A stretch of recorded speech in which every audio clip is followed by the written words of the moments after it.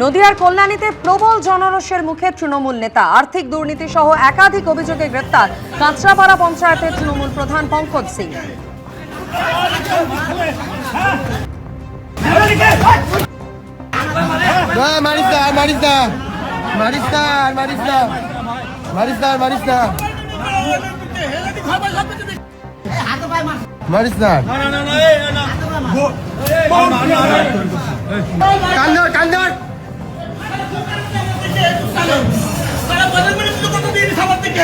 সুজিত মন্ডল প্রতিনিধি এই মুহূর্তে আমাদের সঙ্গে টেলিফোন লাইনে রয়েছেন। সুজিত, যে ছবি আমরা দেখতে পাচ্ছি, ভাইরাল হওয়া ভিডিও, তৃণমূলের পঞ্চায়েত প্রধান, তাকে যেভাবে মারধর করা হচ্ছে, কি অভিযোগ তার বিরুদ্ধে? একদমই দেখো, জনরোষের মুখে পড়ে রীতিমতো পরিহিত হয়েছেন কাঁচরাপাড়া গ্রাম পঞ্চায়েতের প্রধান তথা কল্যাণী ব্লক তৃণমূল কংগ্রেসের সভাপতি পঙ্কজ সিং। এবং বুধবার রাতে কল্যাণীর লেক পার্ক সংলগ্ন একটি আবাসনে এই ঘটনাকে কেন্দ্র করে ব্যাপক কিন্তু উত্তেজনা ছড়িয়েছে এবং খবর পেয়ে ঘটনাস্থলে কল্যাণী থানার পুলিশ তাকে উদ্ধার করে নিজেদের হেফাজতে নেয়। পরে তার বিরুদ্ধে থাকা একাধিক অভিযোগের ভিত্তিতে তাকে গ্রেপ্তার করা হয়েছে বলে পুলিশ সূত্রে কিন্তু জানা গিয়েছে।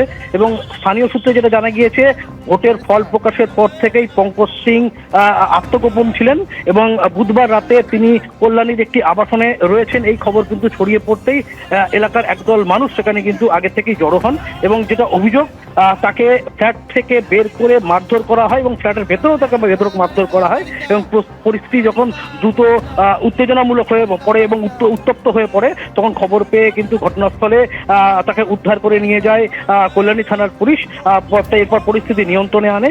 এরপর পঙ্কজ সিংকে থানায় নিয়ে গিয়ে জিজ্ঞাসাবাদ করা হয় এবং পুলিশ জানিয়েছে তার বিরুদ্ধে থাকা একাধিক অভিযোগের ভিত্তিতে তাকে গ্রেপ্তার করা হয়েছে। এবং স্থানীয়দের একাংশ যেটা মূলত অভিযোগ, পঞ্চায়েত পরিচালনার আর্থিক অনিয়ম, দুর্নীতি, স্বজন পোষণ, ক্ষমতার অপব্যবহার নিয়ে দীর্ঘদিন ধরেই মানুষের মধ্যে একটা ক্ষোভ জমেছিল এবং তারই বহিঃপ্রকাশ ঘটেছে। এবং পুলিশ জানিয়েছে গণপ্রহারের ঘটনায় কারা জড়িত, হামলার নেপথ্যে অন্য কোনো পরিকল্পনা ছিল কিনা, পুরো ঘটনা নিয়ে তদন্ত শুরু করেছে কল্যাণী থানার পুলিশ এবং ধৃতকে আজকে কল্যাণী মহকুমা আদালতে পেশ করা হয়েছে। ধন্যবাদ সুজিত। জঙ্গি কার্যকলাপে অর্থ যোগানের অভিযোগে এবার একযোগে এনফোর্সমেন্ট ডিরেক্টরেট এবং উত্তরপ্রদেশ এটিএস এর তল্লাশি অভিযান। অবৈধ পাচারের অভিযোগেও রাজ্যের বিভিন্ন জায়গায় চলছে এই তল্লাশি অভিযান। এই সম্পর্কে আরো বিস্তারিত আমাদের জানাবেন প্রতিনিধি আবির দত্ত আমাদের সঙ্গে রয়েছেন। আবির, এ রাজ্যের কোন কোন জায়গায় এবং এ রাজ্য ছাড়া আর কোন কোন রাজ্য রয়েছে তদন্তকারীদের স্ক্যানারে?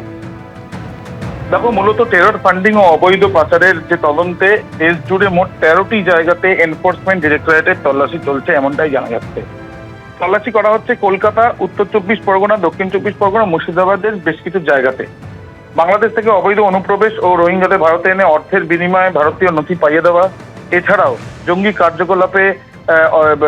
কার্যকলাপের ইন্ধন দেওয়া টাকার বিনিময়ে, এবং তার সাথে সাথে উত্তরপ্রদেশ এটিএস তারা ভারতীয় নথি পাইয়ে দেওয়ার যে চক্র সেই বিষয় নিয়ে তদন্ত করেছিল। সেই সূত্র থেকেই কিন্তু এই টেরর ফান্ডিং এর বিষয়টির উপরে এই তল্লাশি অভিযান চালানো হচ্ছে। এনজিও সেবামূলক প্রতিষ্ঠানের নামে চলতো এই কারবার। বিদেশ থেকে টাকা পাঠানো হতো, কোটি কোটি টাকা আর্থিক লেনদেনে এই কিন্তু হয়েছে অনুমান করছেন তদন্তকারীরা।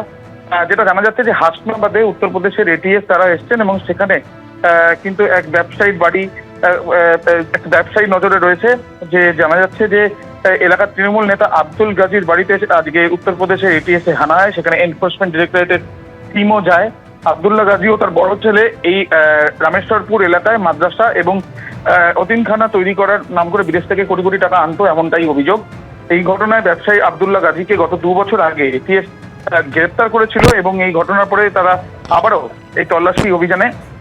এবং এছাড়াও যেটা জানা যাচ্ছে যে বাগদার গাঙ্গুলিয়াতে সেখানে এক ব্যক্তি বিক্রম রায়, তার বাড়িতেও হানা দেওয়া হয়েছে এনফোর্সমেন্ট ডিরেক্টরেট এবং উত্তরপ্রদেশের এটিএস এর তরফ থেকে, এটা জানা যাচ্ছে।